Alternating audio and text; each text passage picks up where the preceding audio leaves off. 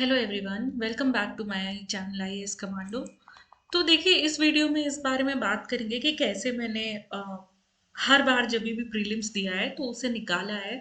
और देखिए, ये वीडियो आपको एक पर्सपेक्टिव क्यों दे सकता है उसके बारे में मैं आपको बताती हूँ।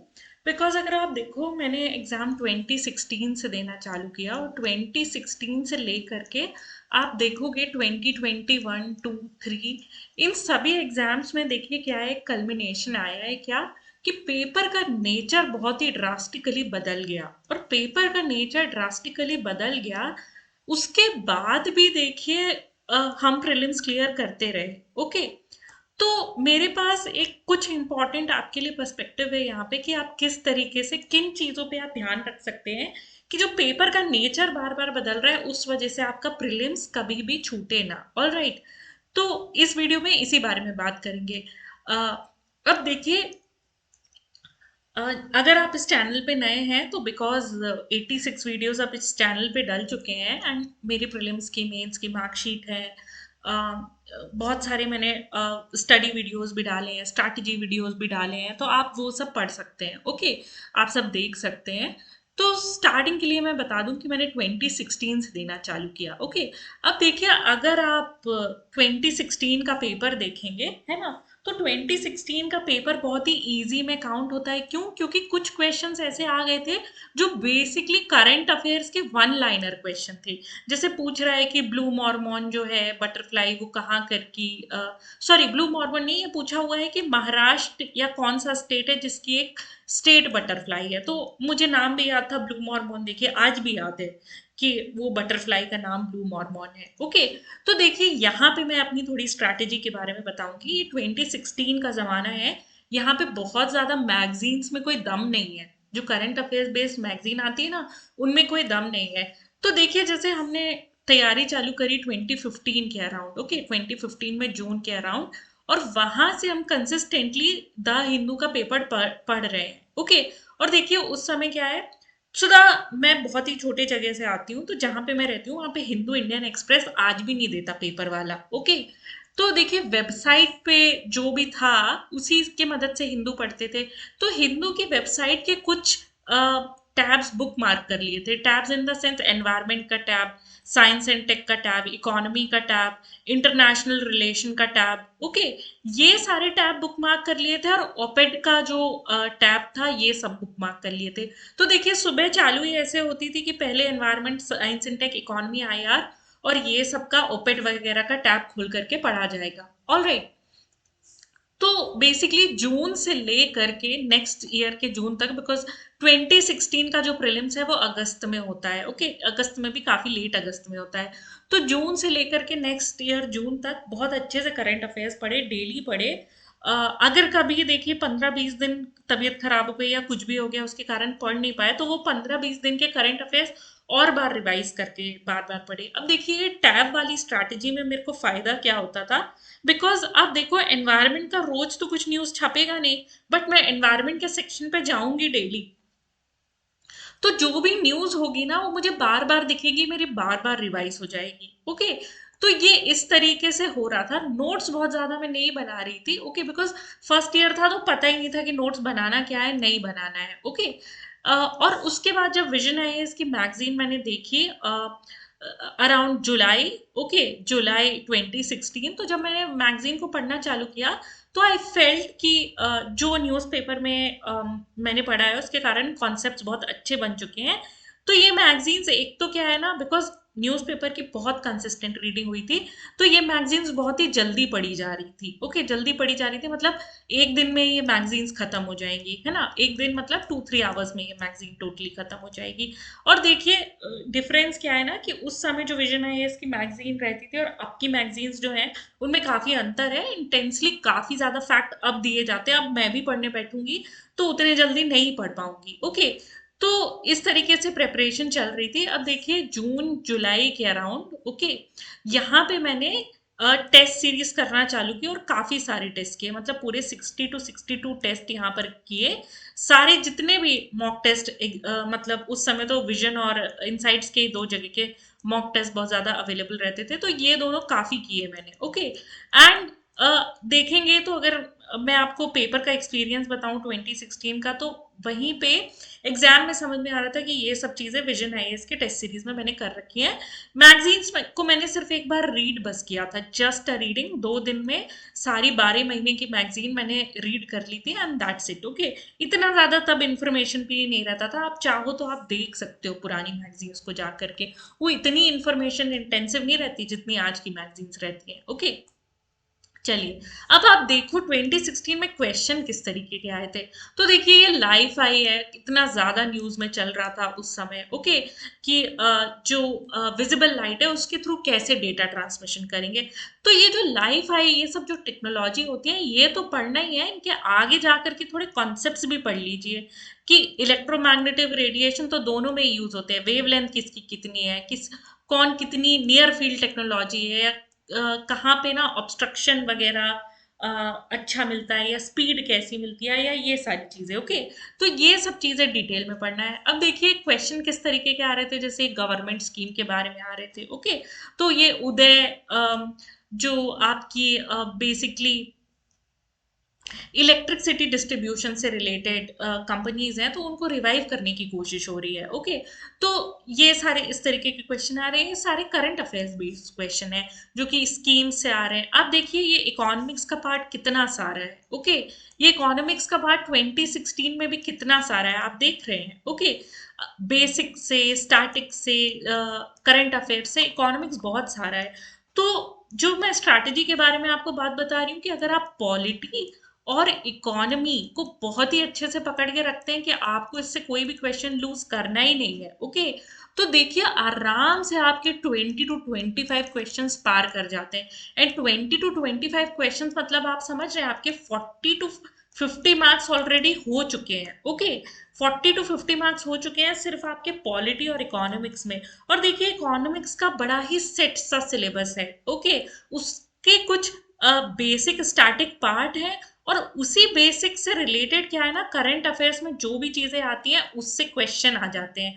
और देखिए इकोनॉमी की एक बहुत ही खास बात क्या है कि इकोनॉमी में कुछ ना कुछ इश्यूज चलेगा, कुछ ना कुछ इश्यूज चलेंगे, तो हर बार कोई नए टर्म्स आएंगे। वो टर्म्स क्या रहते हैं ना कि बहुत ही कॉमन प्लेस रहते हैं, मतलब कि अगर आप यूपीएससी के एस्पिरेंट्स हैं तो वो टर्म्स आपको पता ही चल रहे हैं कि ये टर्म्स। तो ये टर्म्स एक्चुअली क्या रहते हैं, बहुत ही कॉमन प्लेस रहते हैं। एंड देखिए कुछ भी करंट अफेयर्स में रहता है जो बहुत ज्यादा हाईलाइटेड हो जाता है या कॉमन प्लेस हो जाता है, उसको यूपीएससी नहीं पूछती है। लेकिन इकोनॉमी में बस ऐसा है कि अगर आपका बहुत ही ज्यादा हाईलाइटेड टर्म है ना, तो उसकी पॉसिबिलिटी आने की ज्यादा रहती है। वाई? बिकॉज देखिए जो जनरल जनता है, those are not preparing for UPSC, उनके लिए भी इकोनॉमिक कॉन्सेप्ट थोड़े ग्रैब कर पाना थोड़े मुश्किल होते हैं। ओके, तो अगर इसमें जनरल टर्म भी है तो वो थोड़ा टफर लेवल पे ही है, बट लेकिन हम पढ़ रहे हैं तो हमारे लिए टफर लेवल पे नहीं है। ओके, तो आप देखिए कितने सारे इकोनॉमिक्स के क्वेश्चन है। तो इकोनॉमिक्स और पॉलिटी को तो आप बहुत ही अच्छे से पकड़ के रखिए। ओके, क्योंकि ये आपके 50% मार्क्स तो यहीं पे हो गए। देखिए ये टाइम ऐसा है ना कि you will be in a lot of tension, है ना, तो टेंशन लेने की जरूरत नहीं है। आप अपने दिन को बांट लीजिए दो दो भाग में। आप एक भाग में क्या करिए, एमसीक्यूज करिए, और दूसरे पार्ट में आप एक्चुअली क्या करिए कि पहले तो economy, polity, okay, and environment, इन तीनों का जो भी बुक आप ले रहे हो या जो भी सोर्स ले रहे हो, बुक लेना जरूरी है कोई ना कोई। बिकॉज देखिए क्या रहता है ना, बुक में बहुत ही एक्सटेंसिव चीजें दी रहती हैं, यूपीएससी अंदर अंदर से क्वेश्चन बनाती है। तो ये 3 बुक्स को आप मास्टर करिए, तो देखिए 60 मार्क्स to 70 मार्क्स आपका कहीं नहीं गया। अब यहाँ से देखिए हमको क्या है ना, जो अभी चल रहा है, मैं अभी के कट ऑफ के हिसाब से बता रही हूँ। ओके, यहाँ से देखिए हमको 30 मार्क्स और लाने हैं। 30 मार्क्स मतलब 15 क्वेश्चन। अब ये 15 क्वेश्चन देखिए कहीं से भी लाए जा सकते हैं। ओके, तो चलिए इन 15 क्वेश्चन का भी धीरे धीरे करके राज बताऊंगी। ऑल राइट, आप देखिए अगेन 2016 में ऐसा नहीं है कि पेपर टफ नहीं आया था इन दैट सेंस। ओके, बहुत सारा करंट अफेयर्स आया था, बट स्टिल ना पेपर थोड़ा इजियर एंड पे था। एंड देन आपको पता है मेरे मार्क्स 132 कुछ आए थे। आप जा करके मेरे प्रीलिम्स की मार्कशीट देख सकते हैं, वो मार्कशीट मैंने ऑलरेडी डाल रखी है। ओके, अब आप देखिए जैसे बायो इन्फॉर्मेटिक्स का ये टर्म आया ट्रांसक्रिप्टोम। अब देखिए क्या होता है कि ये टॉपिक इतना ज़्यादा न्यूज़ में था। एक टेक्नोलॉजी चल रही थी क्रिस्पर CAS, तो उसमें एक्चुअली क्या है कि जीन एडिटिंग सिजर्स के बारे में बात हो रही थी। तो जीन एडिटिंग या जेनेटिक जो टॉपिक है, इससे रिलेटेड जितने भी आपके कॉन्सेप्ट्स हैं, वो यूपीएससी में आपको 2016 से लेकर इवन 2022 तक आपको मिल ही जाएंगे। ओके, कभी 3 पेरेंट बेबी, तो कभी क्रिस्पर टेक्नोलॉजी, तो कभी कुछ ना कुछ ये सब आता ही रह रहा है।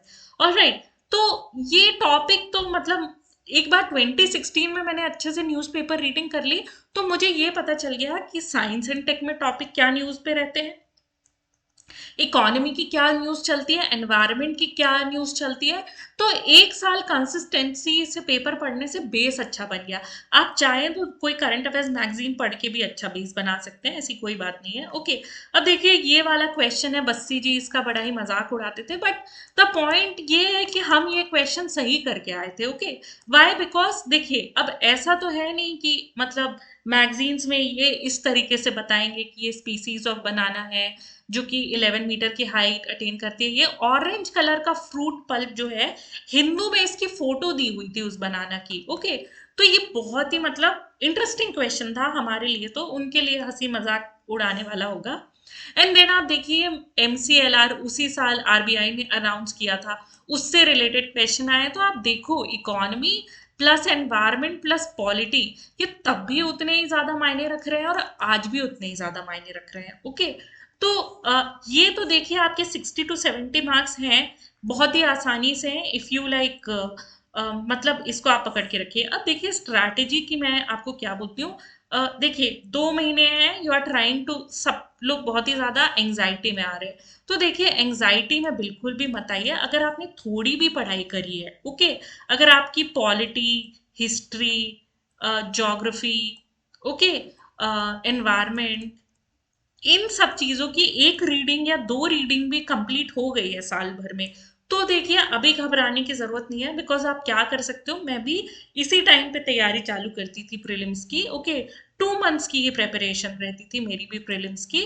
तो सुबह का time I like wake up at 6 o'clock, तो 6 से 12 के बीच में आई विल डू MCQ, कोई ना कोई टेस्ट सीरीज के 100 क्वेश्चन किया और उसका एनालिसिस किया। ओके, और ये काम सुबह ही कर लिया। और बाकी का जो दिन है, तो अगर देखिए बाकी के दिन में I will try to like read for 6 hours, तो ये 6 आवर्स में मैं 3 आवर्स to 4 आवर्स अपने स्टैटिक पार्ट को दूंगी। स्टैटिक पार्ट में स्पेशली पॉलिटी, इकोनॉमी और एनवायरनमेंट को बहुत अच्छे से रिवाइज करूंगी, एंड बाकी का 2 hours I will give it to current affairs. Okay, तो आप इस तरीके से अपने दिन को डिवाइड कर सकते हैं। देखिए 2 महीने के लिए 12 आवर्स पढ़िए, लेकिन एंजाइटी बिल्कुल भी मत रखिए। There is no need for any anxiety. Okay, आप पढ़ेंगे तो एग्जाम में परफॉर्म करेंगे, होगा होगा, नहीं होगा तो एंजाइटी लेने से तो वैसे भी नहीं होता। ओके, तो बिल्कुल भी एंजाइटी मत रखिए इन चीजों को लेके। अब चलिए आगे बढ़ते हैं, देखिए यही स्ट्रैटेजीज आपकी 2017 में मेरे लिए कैसे काम करी।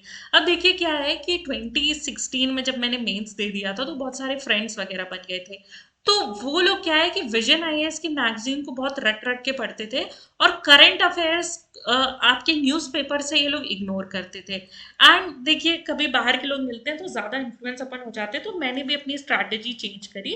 तो उस 2017 का जो ईयर था, तो मैंने बहुत अच्छे से न्यूज़पेपर की रीडिंग नहीं करी थी 2017 में। ओके, मैंने भी विजन IAS की मैगजीन ली। अब देखिए क्योंकि मेरे को, मैंने अगर आप न्यूज़पेपर पढ़ेंगे तो रिटेंशन अच्छा होता था, तो मुझे विजन IAS से उतना अच्छा रिटेंशन नहीं हो रहा था। बट दूसरों को देख करके मैंने भी क्या किया कि विजन IAS से रटना चालू कर दिया। ओके, अब देखिए 2016 का स्कोर 2017 के प्रीलिम्स के पहले ही आ जाता है। ऑल राइट, तो तब तो लेकिन कुछ किया नहीं जा सकता था, बिकॉज हार्डली 20-25 डेज बचते थे तब प्रीलिम्स के लिए। अब स्ट्रैटेजी चेंज नहीं करी जा सकती थी। बट आप देखिए ये जो मार्क्स आए हैं इनका क्या है, 132 से ये 118 डिक्रीज जरूर हुए हैं, बट आप देखोगे कि कट ऑफ में भी डिक्रीज आया है ना। तो उतना ही डिक्रीज मेरे मार्क्स में भी आया है जितना कट ऑफ में डिक्रीज आया है। अब देखिए यहाँ पे क्या है, I will tell you one thing कि डेफिनेटली मैंने न्यूज़पेपर नहीं किए थे, तो मुझे थोड़ी तकलीफ तो जा रही थी। उतना स्मूथ पेपर नहीं जा रहा था जितना 2016 में जा रहा था। ओके, तो इसके बाद देखिए मैंने डिसाइड किया कि मैं अपनी स्ट्रैटेजी, अपनी ओरिजिनल मेहनत पे चलूंगी। ऑल राइट, बट देखिए यहाँ पे भी पेपर तभी भी निकला, क्यों निकला? बिकॉज पॉलिटी की अगेन मैंने 3-4 रिविजन्स किए 2 महीने में। 2 महीने इन द सेंस कि जो 2 महीने बचे थे। ऑल राइट, उसके बाद मैंने इकोनॉमी का भी रिवीजन किया, बहुत रिवीजन किया। सारे मृणाल के पीपीटीज वगैरह और जो भी मेरे बेसिक एनसीईआरटी है उसको भी मैं जरूर रिवाइज करती थी। देखिए बिकॉज एनसीईआरटी में जो बेसिक कॉन्सेप्ट दिया है उससे 1-2 क्वेश्चन और कम से कम 3-4 क्वेश्चन तक आ जाते हैं। ऑल राइट, तो मैं ये अच्छे से रिवाइज कर लेती थी। अगर आप मैक्रो इकोनॉमिक्स के एनसीईआरटी देखोगे, बहुत ही पतली सी है, एक बार पढ़ोगे 2-3 दिन लगेंगे, और फिर अगर आप 2-3 बार और रिवाइज करोगे तो हार्डली 2-2.5 घंटे लगेंगे। ऑल राइट, तो ये देखिए इतने जल्दी रिवाइज हो जाती है। ये हो गई आपकी इकोनॉमी की बात। एनवायरमेंट उस समय शंकर आईएएस ज्यादा चलती थी, तो उसी से रिवाइज करते हैं। मैं आज भी देखती हूँ कि जो क्वेश्चन आते हैं ना शंकर आईएएस से तभी भी बन जाते हैं। चाहे आप पीएमएफ आईएएस ले लो या शंकर आईएएस ले लो, कोई बुक के लिए मेरा इंक्लिनेशन नहीं है। जो मेरे टाइम पे अवेलेबल था मैं आपको वो बता रही हूँ।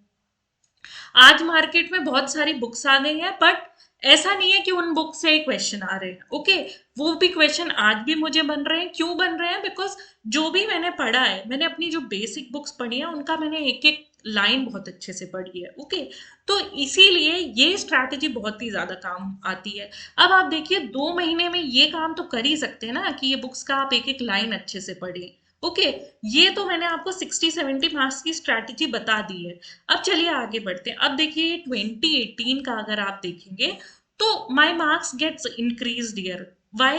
देखिए क्या है, यहाँ पे मुझे एक मोटिवेशन था। क्या मोटिवेशन था? शायद नोटिफिकेशन आया था, उसमें सीट्स बहुत कम बता रहा था। और जब सीट्स कम है तो हम ऑलरेडी डर गए कि जो जनरल कैटेगरी है उसका जो कट ऑफ है वो काफी हाई जाएगा, फिर एक एक मार्क्स की मारामारी पड़ेगी।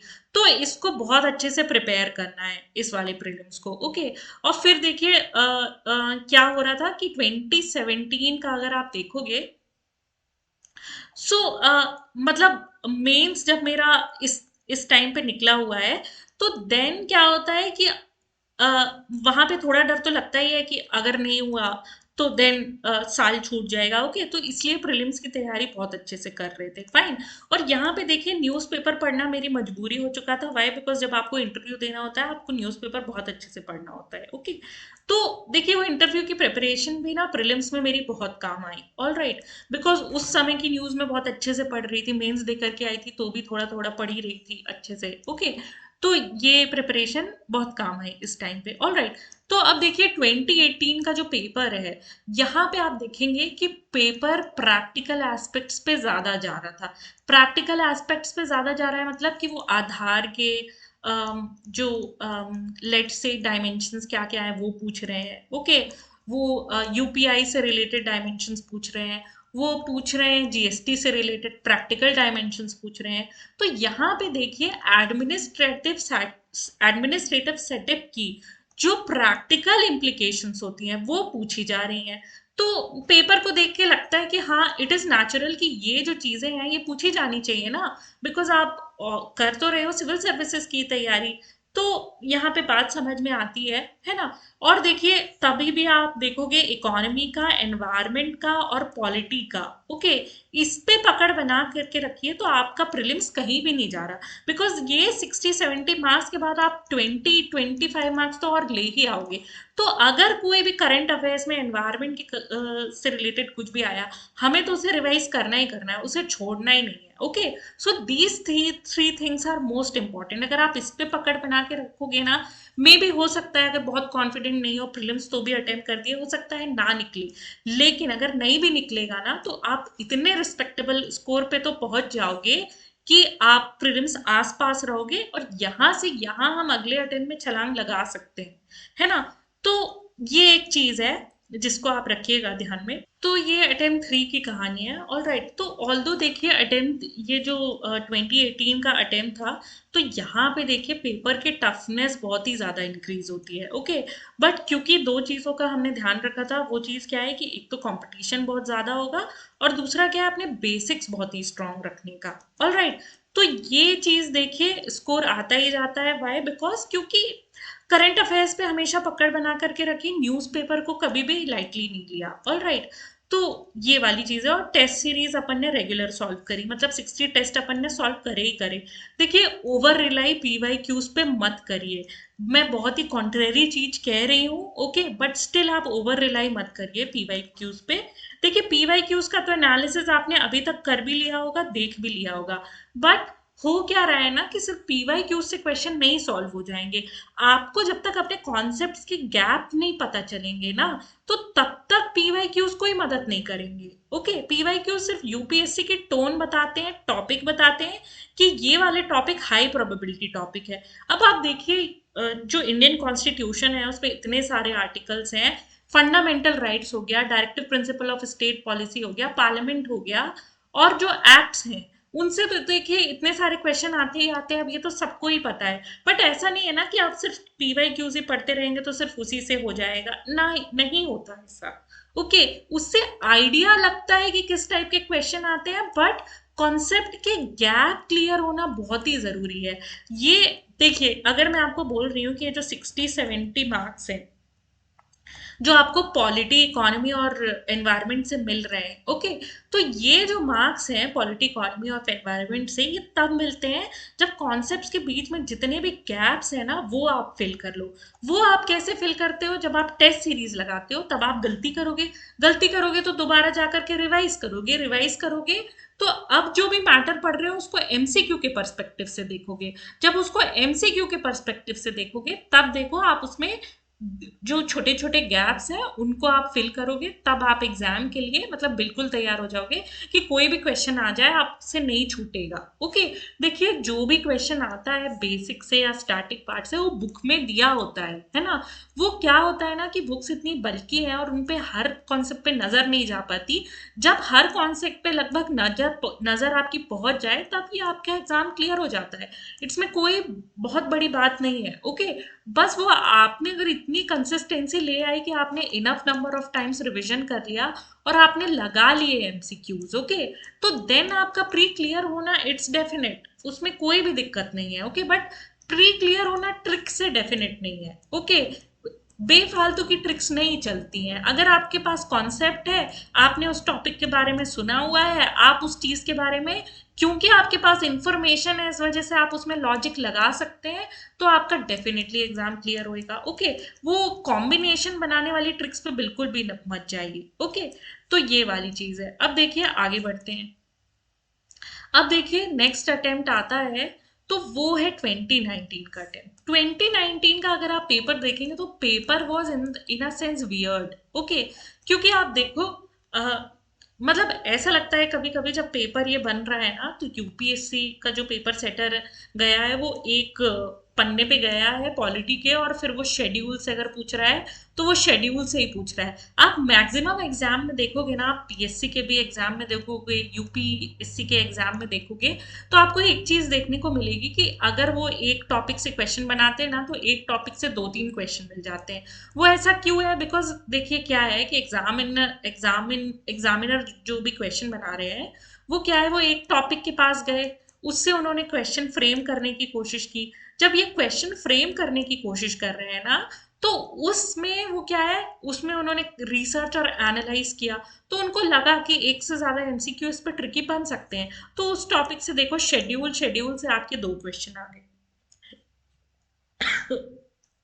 हालांकि ये 9 शेड्यूल ऑफ द कॉन्स्टिट्यूशन है, ये यूपीएससी का फेवरेट टॉपिक है। वो मेंस में भी पूछ चुका है, वो कई बार प्रीलिम्स में भी पूछ चुका है, आपको 2017 में भी पूछ चुका है, आपको ये 2019 में भी आ गया ये क्वेश्चन। ओके, तो ये चीज बता देती है कि पीवाईक्यूज की अब ये शेड्यूल ऐसा ऐसा है, बट क्वेश्चन में डिफरेंस है। आपको आगे की नॉलेज होनी चाहिए कि 9th शेड्यूल पहले ही अमेंडमेंट के पास से आने चालू हो गया था। ओके, तो पहले ही कुछ सालों में आ गया था, तो वो जवाहरलाल नेहरू के टाइम में आ गया था। तो ये सारी चीजें हमको याद रखनी होती हैं। ओके, कि किस तरीके से इसका एनालिसिस किया जा सके। मेरी अगर आप बात करोगे तो मेरे मार्क्स 116.66 आए थे। ठीक मार्क्स हैं, ये बहुत अच्छे नहीं है इन द सेंस कि अब इतने साल हो चुके हैं, तो रिविजन्स तो मतलब मल्टीपल टाइम्स हो चुका है। बट देन अब क्या है ना, आप अपना ध्यान दूसरे डायरेक्शंस में भी है, दूसरे काम करने में, जो हम जॉब्स कर रहे थे उन सब चीज़ों में। ठीक है, सो ये वाली चीज़ है। तो बटे हुए कंसंट्रेशन से भी ठीक ठाक मार्क्स है। अब देखिए नेक्स्ट एग्जाम है जो मैंने लास्ट एग्जाम दिया है, वो 2021 का दिया है। ओके, अब 2021 का अगर आप पेपर देखोगे, डेफिनेटली इट वाज ऑन काफी टफर लेवल, हायर लेवल पे था। ठीक है, but then again polity, economy, okay, environment, और देखिए यहाँ से मैंने लूसेंट को बहुत अच्छे से पढ़ना चालू कर दिया था, क्योंकि मैंने 2019 में देखे कि मिडीवियल इंडिया से इन्होंने क्वेश्चन दे दिए हैं, और मिडीवियल इंडिया से जो क्वेश्चन दिए हैं वो सारे ही मुझे लूसेंट में देखने को मिल रहे थे, या एंशियंट इंडिया से जो क्वेश्चन दिए हैं वो सारे ही मुझे लूसेंट में देखने को मिल रहे थे।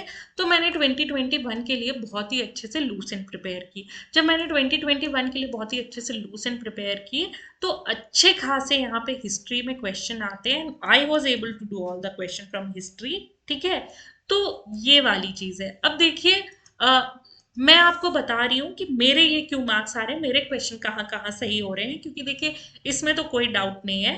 पॉलिटी का क्वेश्चन नहीं गलत हो रहा था, इकोनॉमी के ज्यादातर क्वेश्चन हमेशा सही हो रहे हैं, एनवायरमेंट में जितने भी क्वेश्चन है, लोकेशन है या एनिमल्स के बारे में इंफॉर्मेशन है, वो सारी मैं पढ़ के जा रही हूँ, ये सही हो रहा है। ओके, तो इतना तो बेसिक मार्क्स बन जा रहा है। इसके अलावा लूसेंट से एंशियंट मिडीवियल बहुत अच्छे से प्रिपेयर किया हुआ है, स्पेक्ट्रम की मल्टीपल रीडिंग्स दी हुई है। ओके, तो ये क्वेश्चन भी बन रहे हैं। ठीक है ना, बाकी बचा साइंस एंड टेक का पार्ट। ओके, तो देखिए मैंने साइंस एंड टेक का जो फील्ड है, so I was a faculty for science and tech only.